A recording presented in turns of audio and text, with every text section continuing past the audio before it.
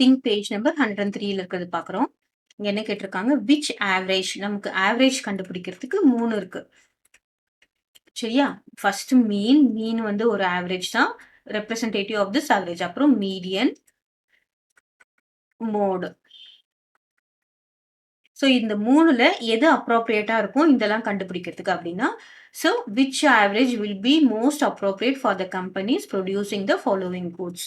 First diaries and notebooks. இப்ப இதுல பார்த்தீங்கன்னா, மீன்னா என்னன்னு பார்த்தீங்கன்னா, எல்லா நம்பரையும் ஆட் பண்ணி ஆவரேஜ் கண்டுபிடிக்கிறது. மீடியன்னா நடுவுல 2 இருக்கிற நம்பர கண்டுபிடிக்கிறது. மோடுனா என்னதுன்னு பார்த்தீங்கன்னா, எது மேக்ஸிமம் ரிப்பீட் ஆகுது. ஸோ நம் the maximum they like. Maximum people like. So அந்த மேக்ஸிமம் நெறைய பீப்பிள் லைக் பண்றான்னா, அததான் என்ன பண்ணுவாங்க? தயாரிப்பாங்க. அப்போ டைரீஸ் அண்ட் நோட் புக்ஸ் நெறைய பேர் ஒரு 100 பேருக்கு ஒரு டைரீஸ் அண்ட் நோட் புக்ஸ் பிடிக்குது. அப்டின்னா என்ன பண்ணுவாங்க? கண்டிப்பா அதுக்கு அந்த 100 பேரு அப்டின்றது என்னதுன்னு பார்த்தீங்கன்னா, மோட். அது நம்ம இந்த 100 பேர் அப்டின்றது மீன்லயோ கண்டுபிடிக்க முடியாது. எத்தன பேருக்கு புடிச்சிருக்கு அப்படி maximum number of people likes.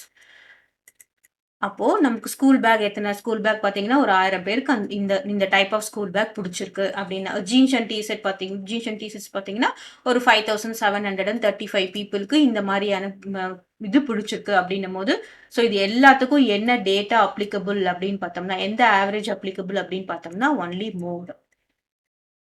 Mode வச்சு தான். மோடுனா என்னது? Number of times repeating. 10 பேருக்கு பிடிச்சிருக்கா? 20, 30, 500, லட்சமா அப்படின்னு சொல்லிட்டு எத்தன பேருக்கு பிடிச்சிருக்கோ, அத சொல்றது தான் என்னது? மோடு. அப்போ இந்த மாதிரியான கம்பெனிஸ்லாம் ஸ்டாட்டிஸ்டிக்கல் டேட்டா எடுக்குறாங்கன்னா, இந்த மாதிரி லைக்கிங்க்லாம் நம்ம என்ன பண்ணுவோம்? மோடு தான் எடுத்துப்போம்.